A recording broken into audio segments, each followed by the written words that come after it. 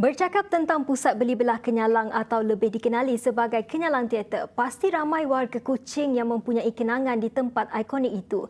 Ia pada masa lalu pernah menjadi pilihan warga Kuching untuk membeli belah, termasuk membeli rekod rakaman artis kegemaran ramai. Bagi warga sekitar Kuching, terutamanya di Kenyalang Park, tempat ini pasti meninggalkan banyak kenangan masa lalu yang manis. Apatah lagi selepas kewujudannya sejak sekian lama, pusat ini bakal ditutup. Kenyalang Park merupakan bandar satelit pertama yang dibangunkan di Kuching dengan konsep meletakkan kediaman, pusat perdagangan, kemudahan pendidikan dan pejabat kerajaan secara menyeluruh dalam satu kawasan pembangunan. Pada era ketika pusat beli belah belum lagi popular, pusat beli belah Kenyalang di bandar satelit itu menjadi tumpuan ramai yang terkenal suatu ketika dahulu. Bagaimanapun selari dengan peredaran zaman, pusat yang menjadi syurga membeli belah dan pernah popular pada suatu ketika dahulu itu kini sudah hilang kegemilangannya. 那时候说2000年的这段时间是应该是我们很兴盛的时间呐、很兴盛的时间，在我们的这些活动配合之下，我们就使到整个肯亚兰每一年的新年摆卖就成了像新加坡的牛车水，也有被称为古晋的牛车水。过了这段2005年之后，可能我们面对的我们就有比较困难了，因为那段时间其他古晋郊区的周围的各方面都发展得很快，很多地区都有了 supermarket， 使到肯亚兰这段时间就会在这段时间会比较差一点了哈。 Kata penghulutan selepas tahun 2010, iaitu selepas panggung wayang Kenyalang mengumumkan penutupan, perniagaan di pusat beli belah Kenyalang turut terjejas. Namun beliau masih berpendapat tempat itu mempunyai kelebihan kerana kedudukannya yang strategik di pusat Bandaraya Kuching. 这一类的情形，使到整个商业区会走下。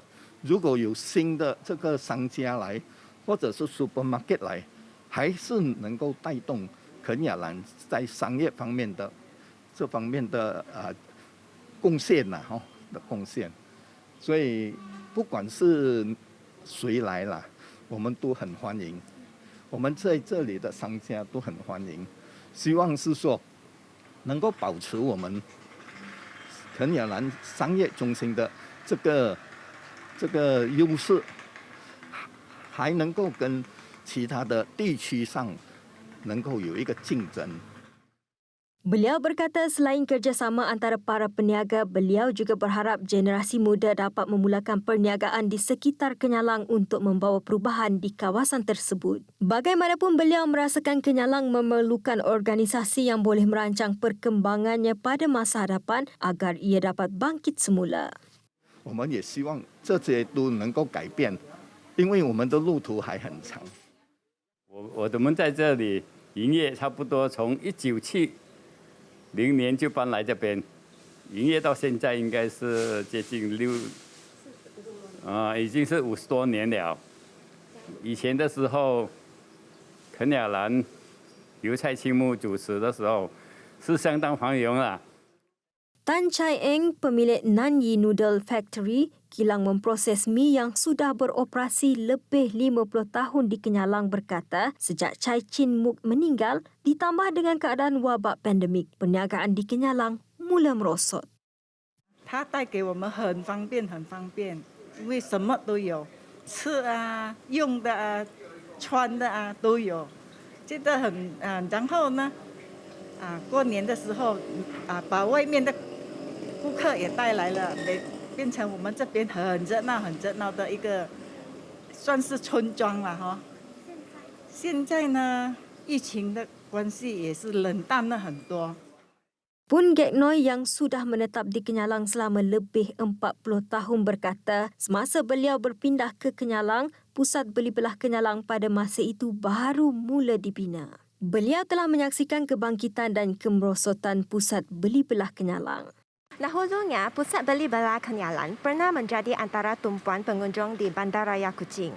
Boleh dikatakan pelbagai kenangan turut terukir buat mereka yang membesar di sekitar Kuching. Selepas ini, pusat beli belah Kenyalan bakal berwajah baharu setelah kerja-kerja penambahbaikan selesai. Biarpun berwajah baharu, apa yang penting legasinya diteruskan.